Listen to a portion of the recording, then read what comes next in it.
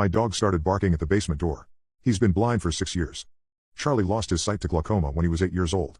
For the past 6 years, my golden retriever has navigated our house through memory, smell, and sound. He knows every corner, every piece of furniture, every creaky floorboard. Nothing surprises him anymore. Which is why his behavior Tuesday night was so unsettling. I was watching TV when Charlie suddenly lifted his head from his favorite spot by the fireplace. His ears perked up in that alert way dogs do when they sense something. Then he stood, walked directly to the basement door in our kitchen, and began barking. Not his usual bark when someone comes to the door. This was different, urgent, almost frantic. His hackles rose as he pawed at the door frame. "What is it, boy?" I asked, joining him in the kitchen. Charlie never went near the basement door. The steep wooden stairs were too dangerous for a blind dog, so he learned to avoid that area entirely. But now he stood pressed against the door, whining and scratching at the wood. I opened the door and flicked on the light. The basement looked normal, concrete floor, storage boxes, my old exercise equipment gathering dust. Charlie stuck his nose toward the opening and immediately backed away, tail between his legs.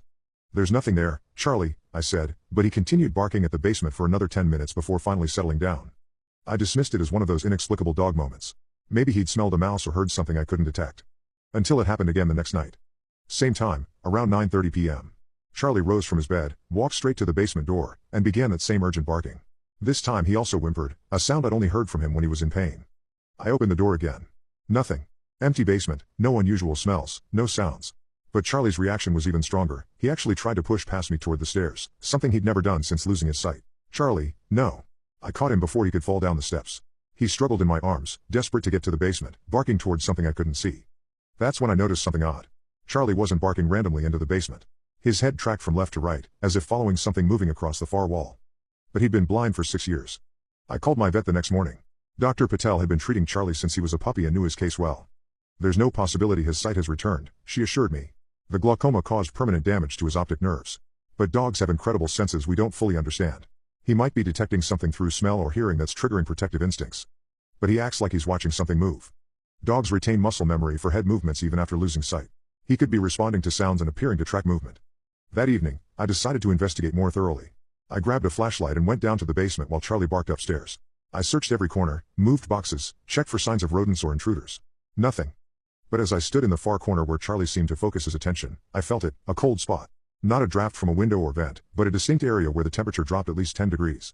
I aimed my flashlight at the concrete wall. Normal gray cement, no cracks or anomalies. But the cold was undeniable, forming a rough human-shaped column of frigid air. When I returned upstairs, Charlie had calmed down. He greeted me normally, tail wagging, and spent the rest of the evening peacefully by the fire. The pattern continued for weeks. Every night at 9:30, Charlie would bark at the basement. During the day, he showed no interest in that area whatsoever. I started documenting his behavior, noting the exact times and duration of each episode. The consistency was unsettling, always 9:30 p.m., always lasting approximately 15 minutes, always focused on the same area of the basement. 3 weeks into this routine, something changed. Charlie's barking took on a different tone, less frantic, more conversational. He would bark twice, pause, then bark once. Pause. 3 barks. Pause. As if responding to something. I decided to spend the night in the basement to see what Charlie was reacting to. I set up a sleeping bag in the corner opposite from where Charlie usually focused his attention. At exactly 9:30 p.m., I heard him begin barking upstairs. Down in the basement, I couldn't hear whatever he was responding to. But I could feel it.